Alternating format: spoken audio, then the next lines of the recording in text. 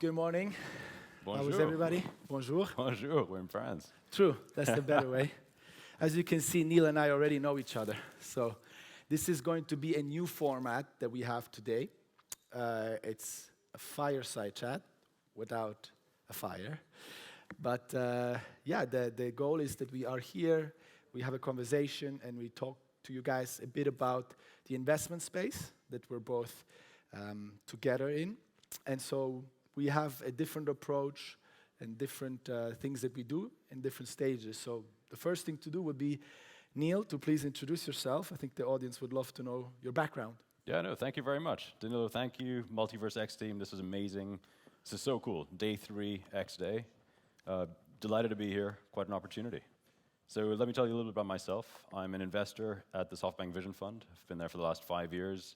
We're about 5 years old, so it's been quite a journey. And in the last 2 years, we've actually been investing in crypto, which is super exciting for us. I've been a finance guy throughout my life. I started as a trader, was in private equity. Now I'm investing in venture capital growth equity companies. And from a crypto perspective, although we're a $150 billion fund, we've got 150 billion, just to be clear. With the B. We're a little bit later stage than most. And yeah, so although we're a large fund, and we've invested about 450 plus companies around the world, we've got about $1.5 to $2 billion invested in crypto. Amazing. And you run the EMEA office, right? So both crypto and fintech, correct? Absolutely. So I'm the head of fintech and crypto investing for Europe, Middle East, and Africa. And from that perspective, we've made a few investments. Actually, one prominent name here in France, Sorare. Mm-hmm. But beyond that, yeah, I'm on the board of Consensus, of Elliptic. We've led a number of investments in very late stage businesses in this space, including FTX, Blockdaemon, Yeah. DCG, and others. Super interesting companies. These are, of course, our companies that are more later stage investments. As you guys know already, Morningstar Ventures, we focus on early stage companies. And how would you say, growth investors like yourself differ from the type of strategic support you offer to founders versus what we do? No, absolutely. It's a great question. First off, early stage, late stage is quite symbiotic. We're friends for many reasons. Chances of us finding a company that's a late stage company that hasn't already been invested in by someone like yourself is extremely rare. So it really is one close ecosystem. And I think what's great for the crypto community in general, the metaverse community in general, is that actually you have later stage investors starting to pay attention and deploy real dollars into this space because we add a different set of values value adds to our portfolio companies. We are large as a fund, we're global, we have offices around 10 places around the world. We have teams of people who can help by coming in and supporting with later stage topics such as turbocharging growth, as opposed to helping you find your COO, your co-founder, helping you with the early stage marketing of things. We have many companies in our ecosystem that we think about as synergistic. How do we connect you with the Ubers of the world and so on and so forth to be able to cross-collaborate, work together, partner, and actually share in each other's customer bases, cross-pollinate, and so on and so forth, share best practices. And ultimately, as a late-stage fund, most of our exits as a fund are into the public markets. So of 450 plus companies today, we've had about 45 IPOs. And 10%, nice. Actually, yeah, 10% have gone public through IPO, SPAC, DPO, and so on. So when you're looking for that mentorship, that guidance as to how is this supposed to happen, how do we think about preparing ourselves to be IPO ready? Now, of course, it's a very late stage topic for many of you in the audience, of course, but it'll happen. Yeah, and, I mean, these businesses grow faster than I've ever imagined. I've been in the space personally for about 4 or 5 years, professionally for 2, and the rate and the pace at which companies, right from layer 1 right up to the applications, are expanding. It's phenomenal, absolutely phenomenal. It is, and I think companies and startups in Web3 do indeed grow faster, right? I think yesterday we mentioned in our panel that in Web2 usually it takes about 7 years for a company to exit. It's a lot of time. I don't think there is many crypto projects out there that are 7 years old, right? So it's a very different space, and I think first of all, you've always been a mentor, right? So that's one thing that I have cherished with you, because the way we support founders, it's when they have not found product market fit yet, right? So we help projects also find their path and avoid the simple mistakes that happen regularly in the early stages of companies. But once growth investors come in, companies have already found their niche, they've already gotten their first customer base, I'm very curious, like, companies like Consensus, right, which are, very successful to a certain extent already. What is the main thing these guys need help with? Frankly, they don't need a lot of my help. The companies that large and that progressed are on a great path. I think there are many things that we try and offer on a platter as a menu of options for our portfolio companies. And so if it's specific deep dives, and a business like Consensus is quite complex, when they're large and that late stage, they're quite complex. They have many different verticals, many different initiatives and priorities. Where we help is less on go-to-market, because at that point they found that product market fit, but sometimes on partnerships, collaboration. We're talking about how do you onboard the next billion users here and into the metaverse. These are very relevant questions for them as well. Yeah. And so when we think about all the Web2 companies that we've invested in, which is 99% of our capital deployed has been in Web2 companies, they're all starting to ask questions. What should we do? How do we engage our customer base better? How do we think about some of the B2B solutions to leverage Web3 crypto rails? What does Metaverse mean for this business? Yeah. We're actually able to connect the dots across our portfolio and say, listen, all these companies are asking these questions. A handful of our Web3 companies provide some solutions to work together. How do we get them to work together? How do we take them from working together in Europe to working together in maybe North America, out in East Asia, and so on and so forth? I mean, I find it very exciting that, big funds like SoftBank are actually looking at Web3 and crypto. And we were just discussing this the other day with our team. You guys were behind Alibaba, WeWork, Klarna, and a lot of other really, really big companies, right? I don't think there is any crypto startups yet who've reached that sort of development and growth and stability in having real business models out there. Maybe the next company that will achieve that will be one building metaverses or building, interesting things in Web3. Yeah, I'm just curious. Do you feel like the founders that you've met in Web3 differ a lot from Web2 founders, or would you say what's... Yeah, actually, I got to tell you, so the journey for me has been fascinating, because I started as a structured credit guy on the trading floor, and credit is very late stage, of course, for companies that are very, very profitable. Then I moved into private equity, which was still quite late stage, of course. They had some credit and so on, some debt. And then I moved into VC, or really growth equity investing, and the amount of energy I saw across the table from me was incredible compared to much more mature businesses. You get to work with slightly younger businesses, a lot more energetic. And then you come to Web3. Yeah. Unparalleled. I mean, it's not an age thing, it's just a passion thing. People are working 24/7, they're really just building something. It's a completely new domain. Degens, right? This is how we call each other in crypto. Yeah, some do.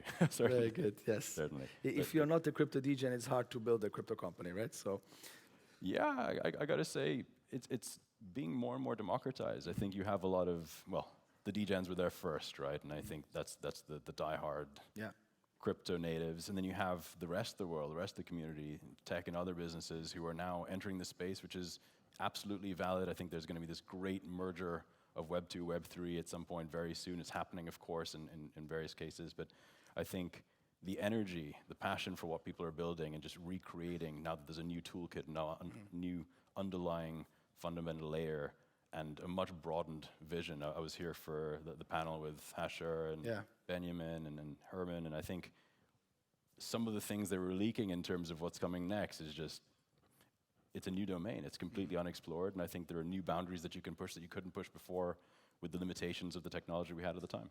Indeed, indeed. And I think these new boundaries, these new platforms, they present opportunities and new ideas and startup concepts that we can't really imagine, right? I still remember signing up to Instagram in 2013, very, very early.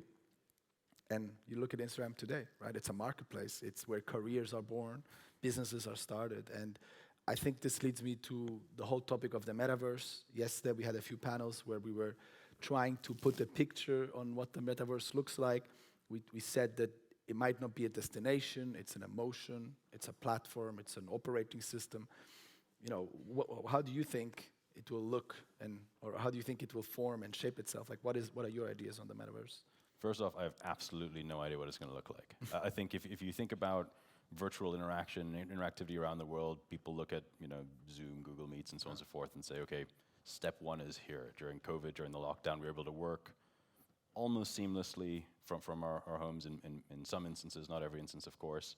and just connect and have that humanity and that connection with other people in different parts of the world. Avatars are one thing, photorealistic is another thing, and I think I've heard so many different interpretations of what the metaverse and the multiverse ultimately looks like, and people talk about interoperability, and that's great because people have different visions and they're just going to push the boundary and figure out what they can create. At the moment, we're quite nascent, right? There's some fashion businesses in Web3 that want to have interoperable layers of clothing and building it off the Unity engines and others. But I think going forward, world's our oyster. We can create whatever we want to create in this world, and I think part of it will be mirroring, but merging the real and the metaphysical world. And I think it's up to all of us to really sort of create that vision, go out and build it, and people will come, people will explore, get people to see it, and so on and so forth. But I think there are different reasons that people adopt new technologies. First and foremost, it has to add value to all of us. Yeah. And we saw a glimpse of how it adds value to us in maybe a Web 2 to Web 2.5 way over the last 3-4 years. So much more to come. Yes, yes. I still remember our walk in Dubai that we had. This is funny. And we were talking a lot about Benjamin and the team, and we were kind of also asking ourselves, like, where are all these layer ones going? Like, what's in it for them? And I think at that time, we were still quite far away from a metaverse concept already being existing or in place. And this was over a year ago, I believe. Absolutely. So time really flies. And what Danilo's not actually telling you is this was actually an in-person interaction, which was maybe a little bit less comfortable than a metaverse interaction. Why? Because we were in the heat and humidity of Dubai, standing 2 meters apart from each other, wearing masks almost, and holding a bottle of water as we went for a physical walk, sort of in person, in real life. I remember that. During COVID, yeah. For sure, for sure. And we both shared also a passion for the Elrond team, right? So I think you had, actually I believe we were even introduced by Benjamin. So I remember, us talking about this team in Romania who had like a special drive, and I think we are both very impressed by what we've seen the last few days, and the team has done, put together something really big and brought all this community here. So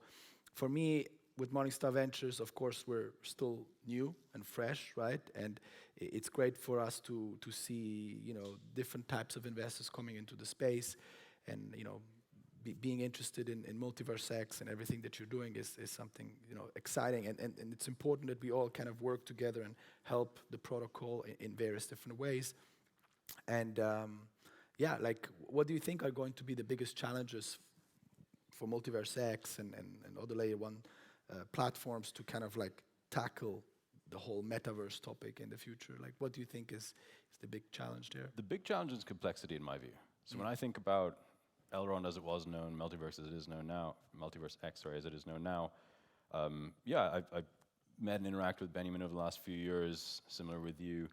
Very, very impressed by what they'd built.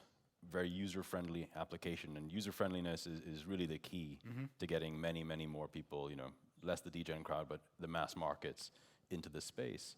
And I think what we've seen in the last few days, particularly with the amazing announcements here in the last couple of days, is not a rebranding or a pivot by any means of what I think Elrond's trying to do here and MultiversX is doing, but actually an expansion of the vision. Yeah.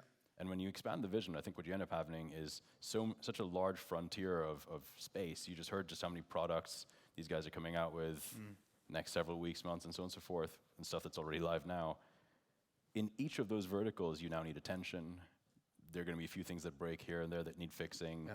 You need new go-to-market because you're pushing the frontier out. It's no longer maybe a 1 or 2 dimensional project, but 4 dimensions. And when you think about it that way, there's a lot of complexity. And so the biggest challenge, I think, is complexity, maintaining focus, maintaining drive.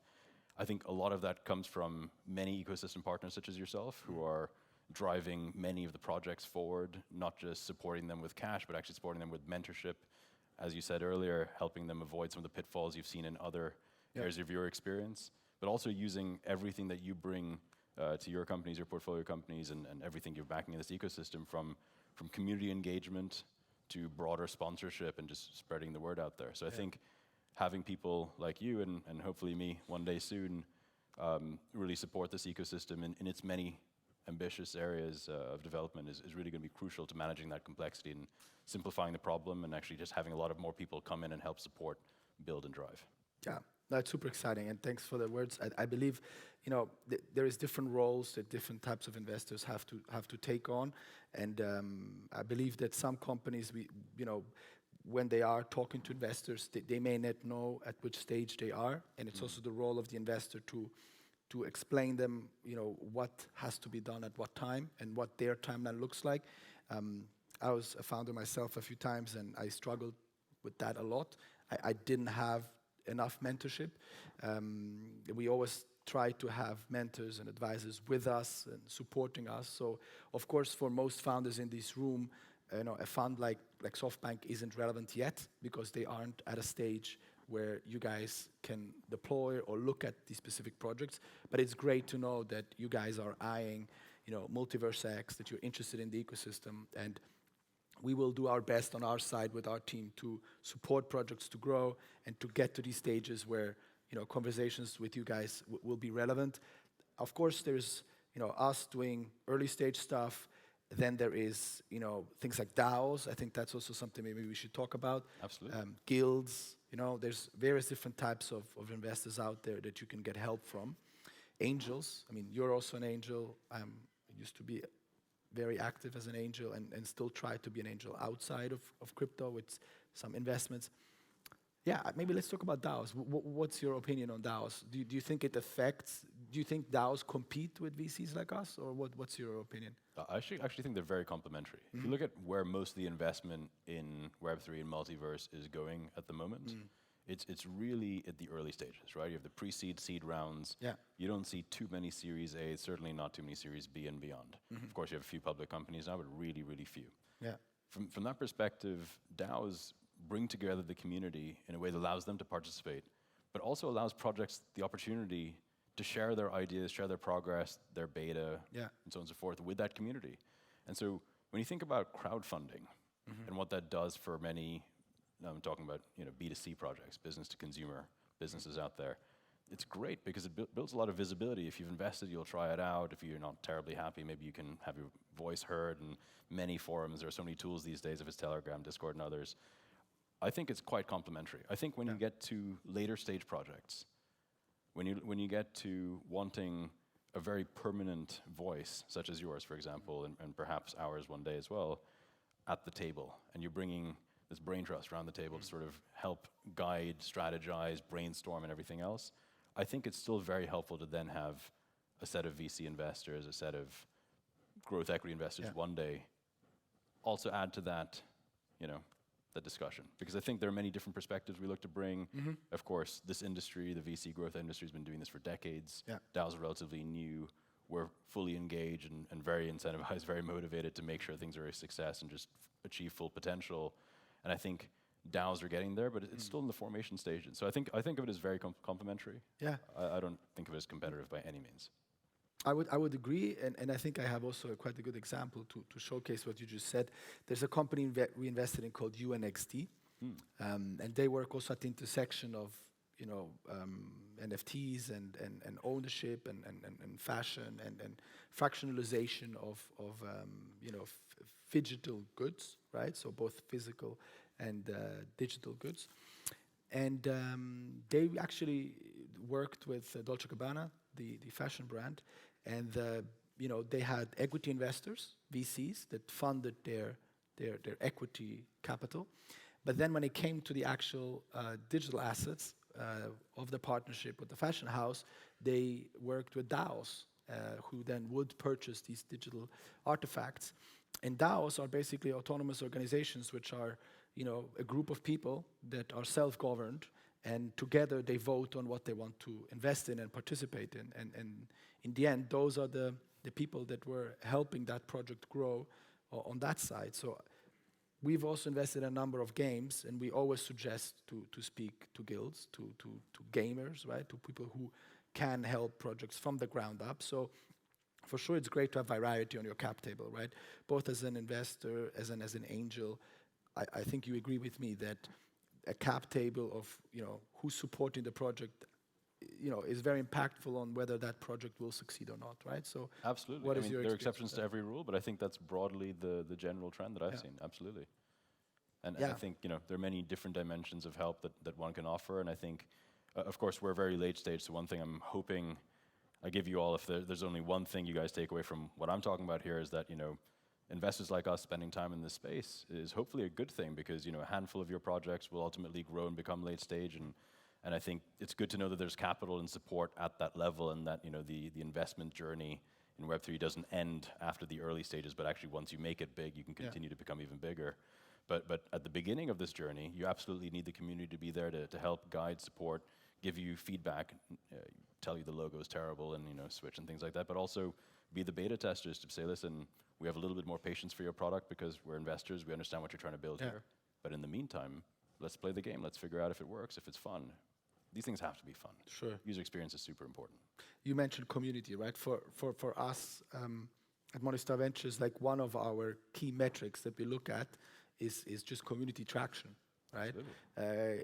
No one is perfect in the beginning. Everybody has, things to improve in the early stages of a company. So having a tribe around your product is the main thing you should focus on. All the rest can be improved, but if you're building something people want, this is the first steps to making something successful. So, of course, at later stages, things change a bit, right? Like you're looking at different success metrics, you're looking at different benchmarks. You guys, with your huge portfolio, how are you measuring the success of your crypto investments? Like, what numbers are you looking at? If you make an investment in, I believe you also guys invested in FTX, right? The exchange. Do you guys look at the performance of the token? Do you guys look at the equity valuation? Like, what are the things you look at when making these investments? Actually, a few great questions in there. Thanks for bringing it up. So, a lot of people have asked me, do you guys benchmark your crypto investments versus ETH, versus Bitcoin? And I know a few funds out there will do that. We don't. We're mostly equity investors, actually. So we look at our investments from a equity position perspective. We have a few early stage token investments, but I think broadly we are an equity investor. As a result, we look for an appropriate reward for the risk we think we're taking. Okay. So the common investor metrics there are IRR, so compounded return from an interest rate perspective, and MOIC, how much cash on cash. If I put $1 in, do I get $2 out? 2x, that's great. So from that perspective, we're benchmarking our investments the same way we look at the 99% of other capital deployed in non-crypto space. So we think of it as we are one fund, we're one investing strategy overall, and we have an allocation, no fixed allocation, but we decide to allocate in certain places depending on the opportunities we see. I think token versus equity is another great part of the question you asked there, and how do we look at token versus equity? Frankly, the same way, we're fundamentally looking at core metrics of these businesses. We want to understand not just what revenues they're making, what profits they're making or will soon make. We're also looking to understand how engaged people are, what the reviews on the products are like, and so on and so forth. And I think with later stage investing, unlike early stage investing, you have a wealth of information to dive into. And so we have a lot of folks on our side, myself included, will roll up our sleeves and really just try and analyze opportunities. I think there's probably less instinct investing, right? In early stage investments, there's close to no instinct. Exactly. For us, it's been also, I would say, sometimes it's luck, right? You meet someone, you shake a hand, you feel that person has something, right? So in early stage investments, there is definitely more, let's say, serendipity-based bets that we have to make. But I do think it couples well with growth stage investments on later stages. How did you discover Elrond? I'm just curious, because I told yesterday the audience how I discovered it for 15 minutes. No, right? that's a good point. Okay, so I've been looking at crypto, actually at the Vision Fund since before we were investing in crypto, trying to figure out if there were late stage opportunities for us to look at. And really the largest value that's been created to date at that point in time had been in layer ones. And that coupled with the fact that I've been looking for interesting investment opportunities in Europe. Europe's our backyard. We're actually headquartered in London for such a large fund. I think that's great. In our backyard, Europe, I think a lot of people haven't spent enough time in Eastern Europe in particular. And so I spent quite a bit of time a few years ago in particular out there trying to figure out what was interesting, what was potentially going to become of certain size and scale for the Vision Fund to be able to invest in, because of course we look to make larger investments. Our general ticket size is maybe between $50 and $150 million investment from us these days. And so there's not too much perhaps that sort of fits that bucket. And I can't. Although that will hopefully change, right? It's actually changing rapidly. Yeah. It's changing rapidly. And we have two vision funds, so $150 billion splits out into roughly 100 plus, actually it's more than 50, but 60 in the second fund. And in our first fund, we had a very small handful of deals invested in Europe, something like 5 deals. Okay. In the last 2 years, we've increased that number to almost 70. Wow. That's Europe alone. And a good amount of Europe is in Eastern Europe. There's an amazing talent pool there and everything else. And beyond that, with little, relatively small home markets, a lot of the products they're building out in Eastern Europe are truly global products. They want to sell to the world. And that's a generalization across Web 2 and Web 3. But then you look at Web 3 and I come across Elrond, and it looks different. It's a pretty small closed ecosystem. My friends in crypto in the US hadn't really heard of it too much at that point in time. But I find that fascinating, right? Because if you look not just at the market cap, but the growth, the user base, the products that Elrond and MultiversX team has achieved in that short time span, I still think MultiversX is highly undervalued. Like, I don't want to, talk bad about other layer ones, but we were just talking with my team yesterday about a few other layer ones that recently raised in the hundreds of millions, and they don't even have a native wallet for their chain, right? And I mean, we've seen the other day by the MultiversX team what they have already in terms of their own infrastructure, their products, DeFi, NFTs, money, it's crazy. So I'm very excited. Is there any specific product you were specifically, excited about that the team released? At that point in time, I was just looking to understand the core technology. Yeah. And not being a truly technical guy myself, I think the one thing I was really impressed by was the Meyer wallet at that point in time. We're investors in Revolut and a handful of other PFM businesses around the world, and I think you have a relatively easy, good user experience that anybody not thinking about crypto can kind of get through the workflow, get their own wallet, get themselves set up, get money from fiat into crypto, and I think start to use it. And then what we've seen over the last I've seen over the last couple of years is the wealth of projects that have come around and built on Elrond, so they've been attracted to the ecosystem for various reasons. Yeah. And I think that just compounds and grows. But at that point in time, I was looking for something large coming out of Europe, particularly Central Eastern Europe. Reached out to Benjamin, I think I may have just cold emailed at that point in time. Of course. And look, he replied, nice. He's a very nice guy, of course. Very friendly. But and a rock star, my gosh. I see these Apple things and Steve Jobs with the turtleneck, and now it's Benjamin with a leather jacket. I know. How cool is that? There you go.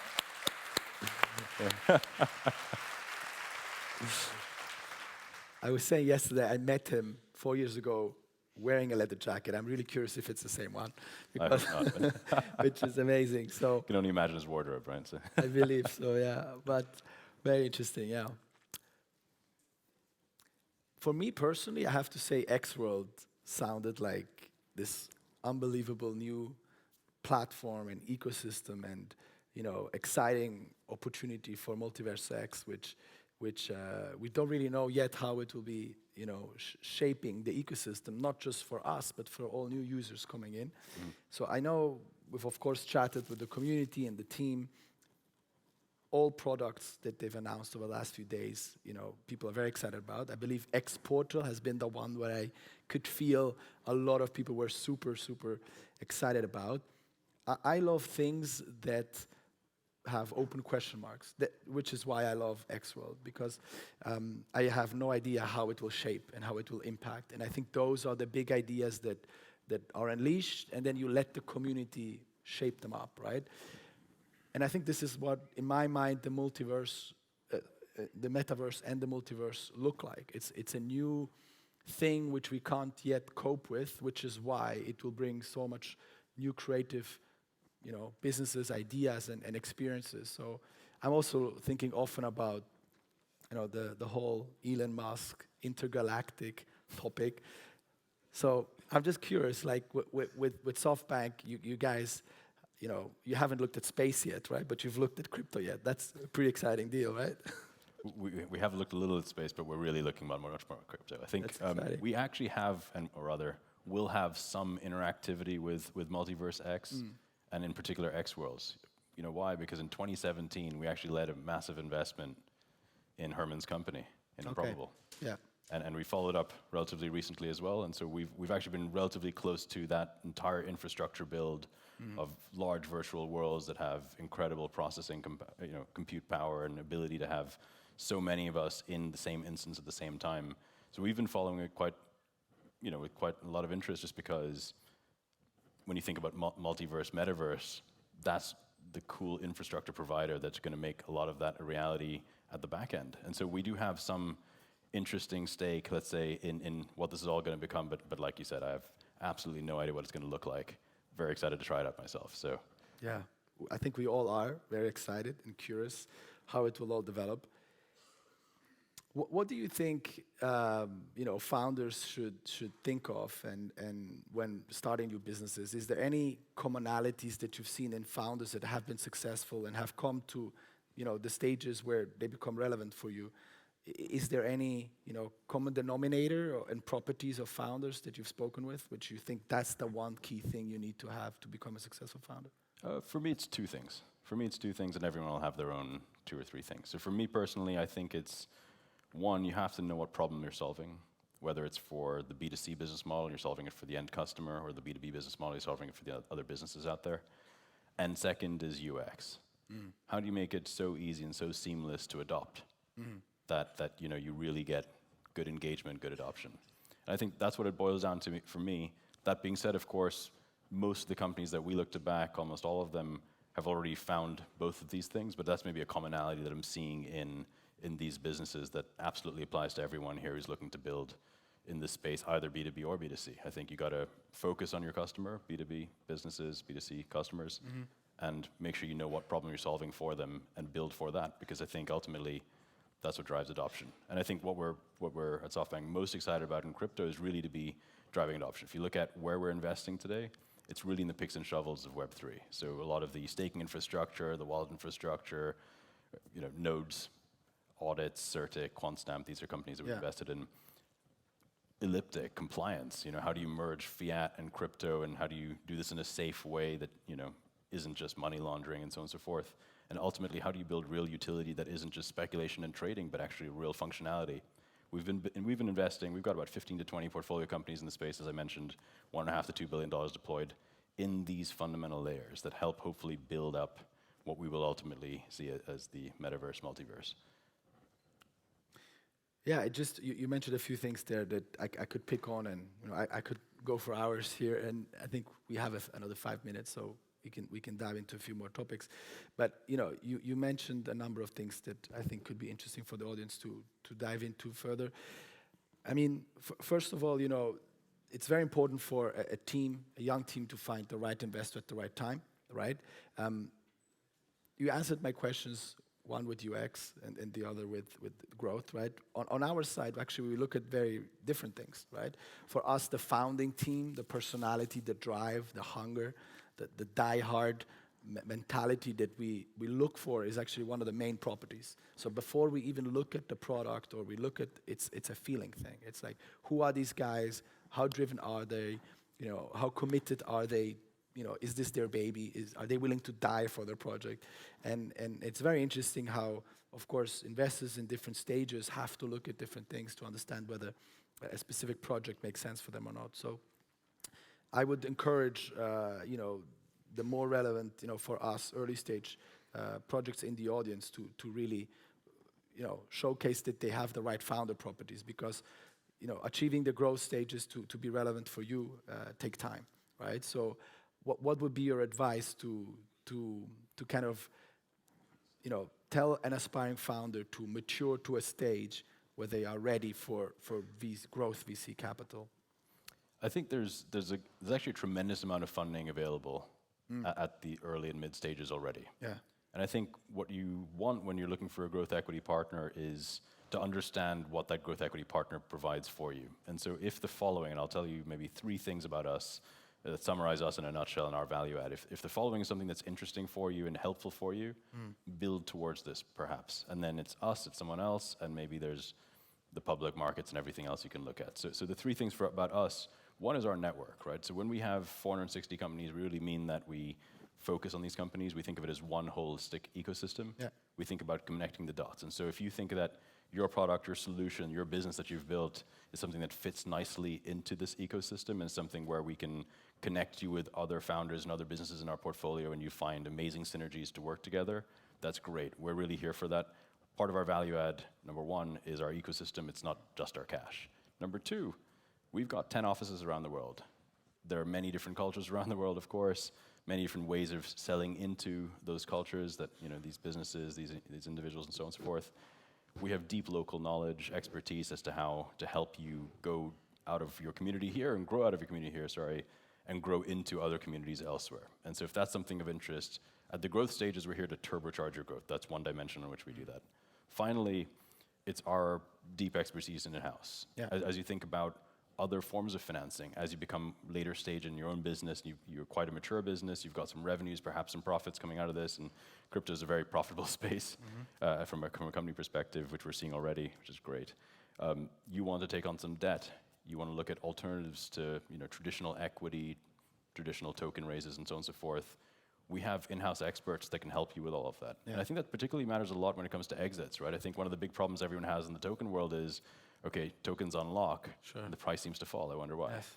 And I think we have, as I said, 45 or so plus public companies at this point in time where we own a considerable stake in many of these companies. If you own 10% plus of the company and you decide to sell the minute your lockup ends, you're going to hurt the company.